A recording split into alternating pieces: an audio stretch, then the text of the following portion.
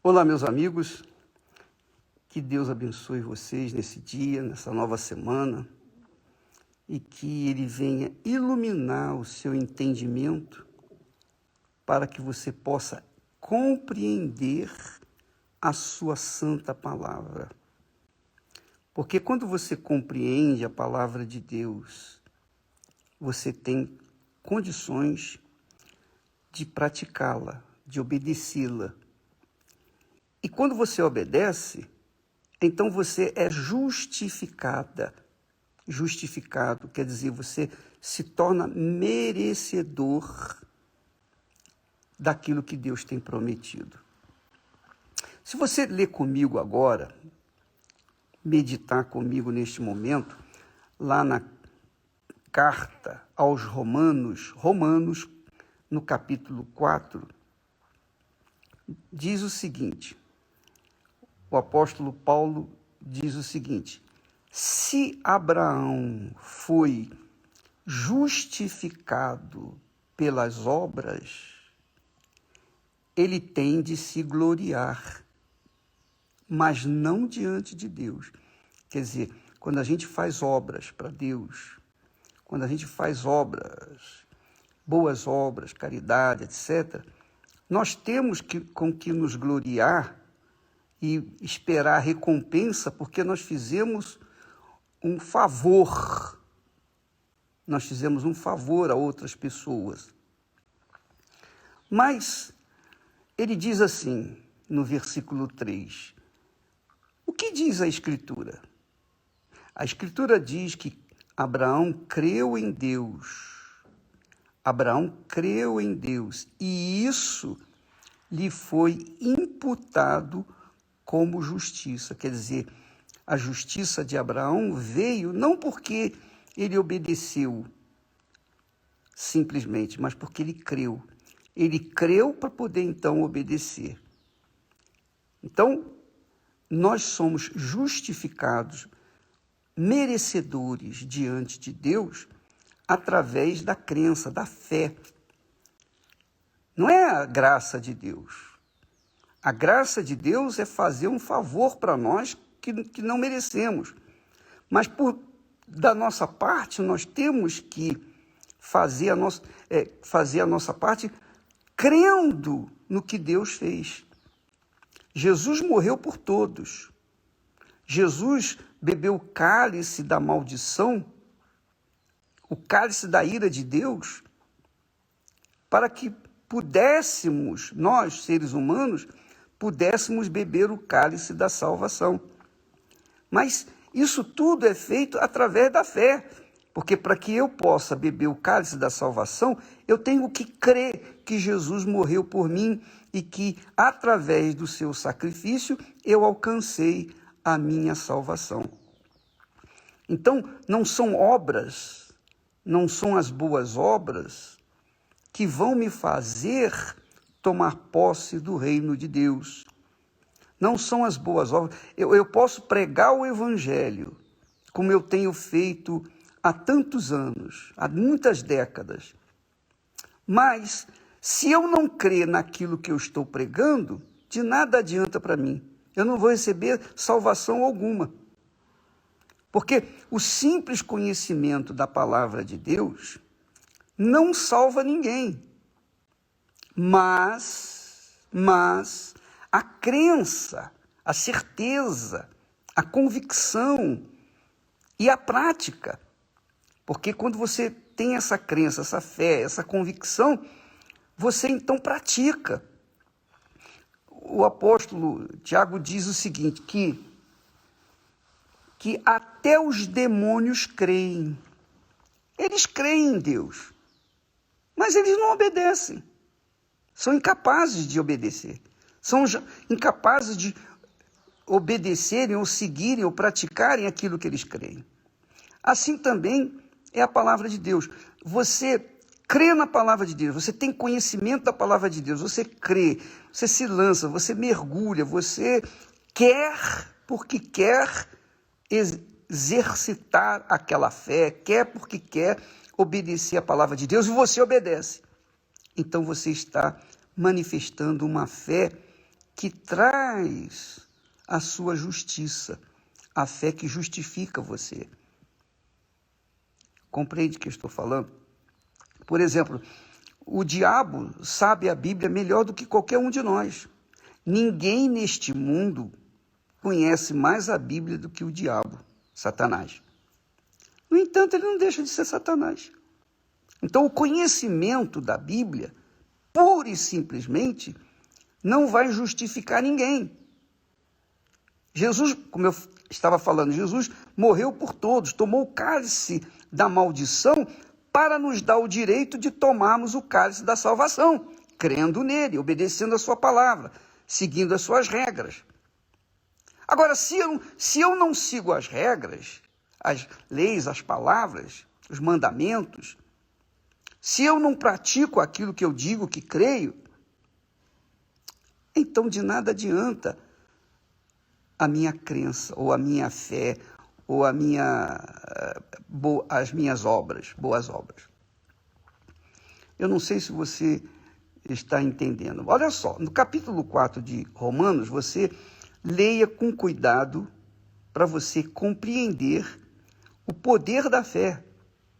Essa fé que nos faz obedecer, esse impulso, essa intuição de obedecer a Deus, mesmo estando sozinhos,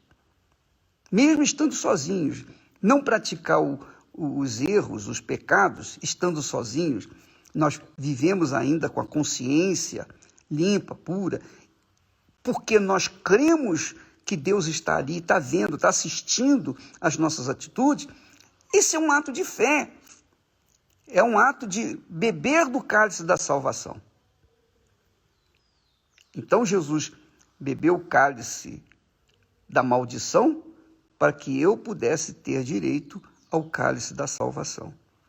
Se eu recebo o cálice da salvação, que é crer na sua palavra, crer no sacrifício dele, viver a vida de acordo com a vontade dele, uma vida limpa, íntegra, uma consciência pura, então eu estou bebendo o cálice da salvação, eu tenho direito à salvação por causa dessa fé, dessa crença, dessa prática.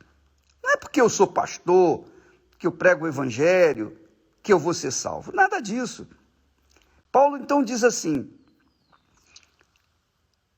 a Escritura diz, creu Abraão em Deus,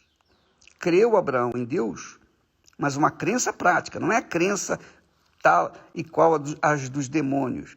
Ele creu em Deus e isso lhe foi imputado como justiça.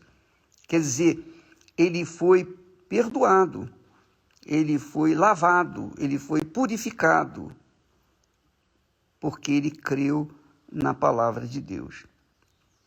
Aí ele diz o seguinte, ora, aquele que faz qualquer obra, não lhe é imputado o galardão, segundo a graça, mas segundo a dívida.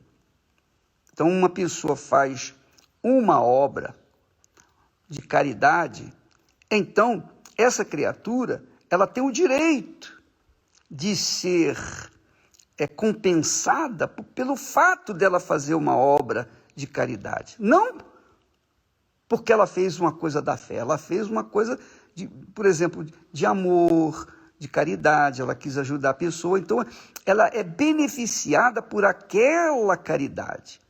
Mas para receber a salvação, para tomar o cálice da salvação, caridade não vai resolver o problema, não. A caridade não vai fazer ninguém tomar posse do reino de Deus. Aí ele diz assim, no versículo 5, aquele que não pratica, mas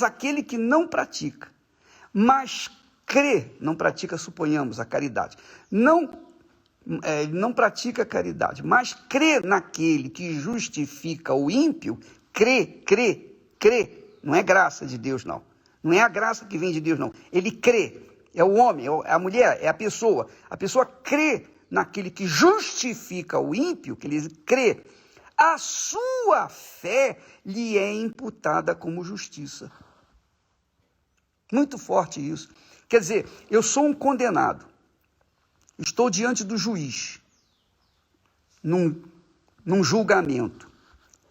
Então, as minhas obras me levaram até o juiz para ser julgado.